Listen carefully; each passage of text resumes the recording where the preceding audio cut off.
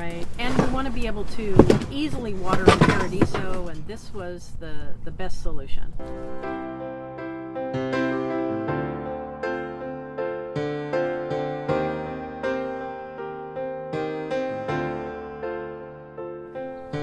Hi, it's Sharon. I'm Mark. For Ponderosa Garden Adventures. We're outside today in Tuscany, and we are going to do an unboxing. I have a Hoselink that I got for Christmas a couple years ago that we haven't installed. There was always something going on, and then we needed to cement in the support, all those things, and so it got put to the wayside, and we are now working on that project. So we want to go ahead and do the unboxing and open up this Hoselink and get this thing moving.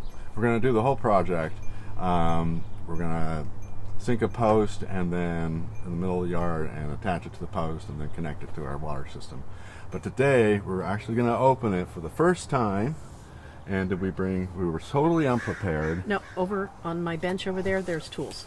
So here it is. Yep. I'm just going to lay it down so Yep. blocking you there. And I'll turn around so you can see while I open it up. Where's the... On the bench, on the side, in the pockets. Just going to have to lift it up a little bit.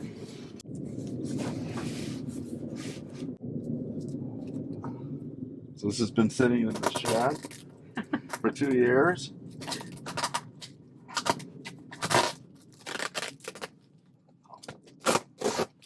Yeah, you need this. Got one more to do, folks. I think it's actually easier. There we go. Right.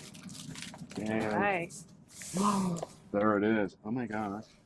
See it. This is you don't realize how exciting this is for us, because hand watering in the back of our yard is difficult at best. We do have a hose bib back there, but we've had lots of problems with hoses. Just check out Mark's short on why not to buy cheap hoses. That was kind of our impetus for this, by the way. We do need a consistent hose because we've been through so many hoses. It didn't make sense to keep buying new ones. Right, and we want to be able to easily water in Paradiso, and this was the best solution.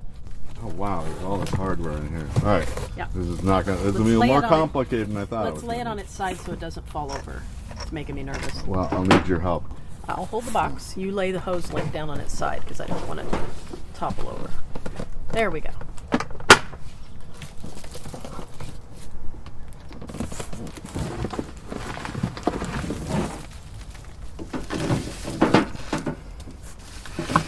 And there's your instructions. It's in good condition, so it lasted. Shed works. And oh, I see. So here's the okay. This is- mounts on. So this will mount onto a post. Right. You can see this will mount onto a 4 4 by screws 4. through here. We'll mount it onto a 4x4, and then this is a receptacle for this. We'll slide into that, and then oh my It god! swivels. Yeah. And you can even pick this up and move it if you Yeah. need to. Or if for those that live in very cold areas, you take it off and put it away oh, so the hoses don't freeze and all of that. So. and that's where we mentioned that we garden in Zone 10.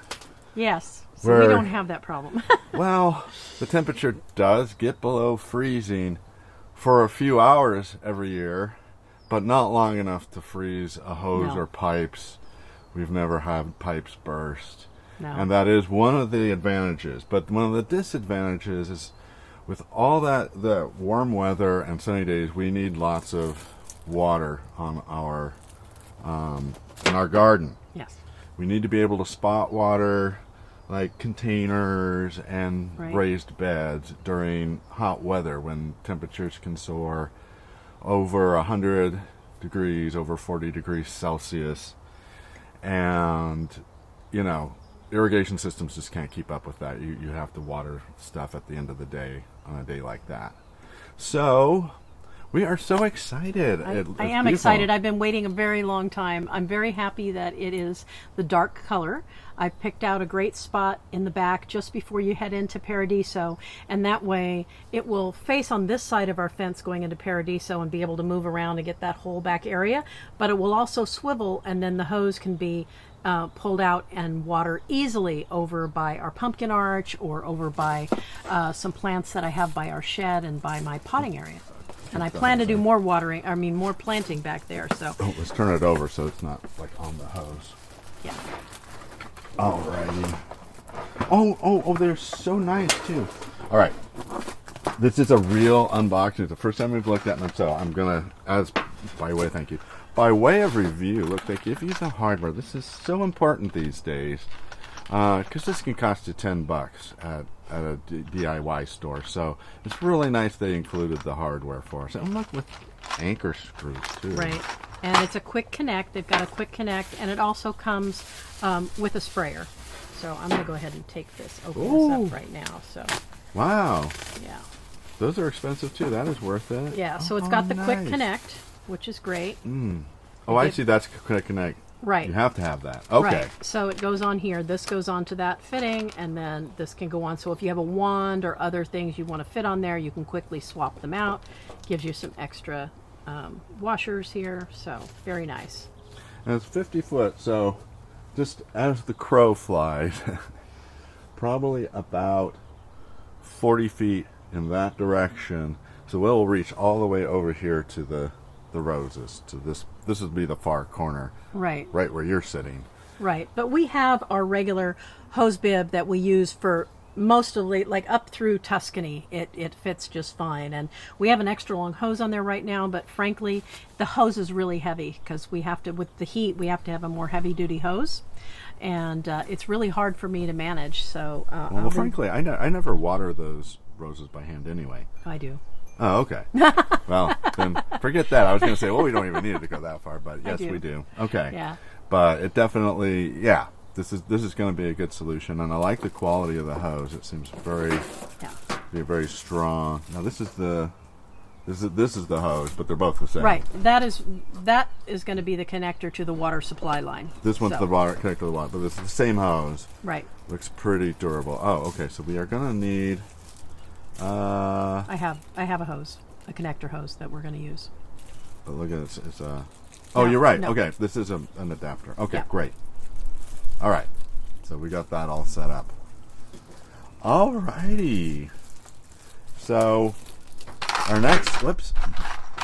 So what's our next step? Do we? The next step. So we've got the hose link. We are going to, and we've picked the spot. We're going to dig a hole to be able to install the 4x4 post. So our next step is going to be we've got a 4x4 post I've got from something else. We need to cut that down to the size and then dig the hole and set the post in cement and let that cure. And then we will be installing the bracket and the Hoselink installation. The actual hose is just setting it into this fitting here.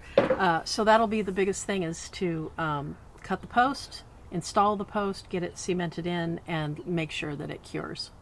And yeah, that's going to be happening. We're getting towards the end of the week, so the installation of this may not happen till Monday, but we can get started on the cement.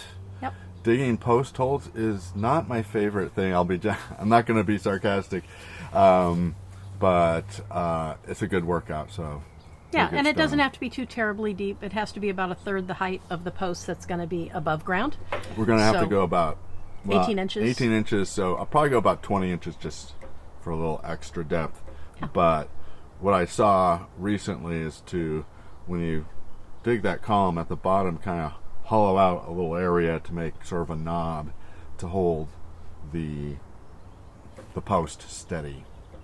Yep. So more complicated than I thought. But anyway, so that's our plan. Thanks for joining us for this episode of Ponderosa Garden Adventure. We need to get digging. Yep. So we've got good weather, so it's the perfect time to be doing this project, and we'll take you along for all the steps. All right. Let's go. See you next time.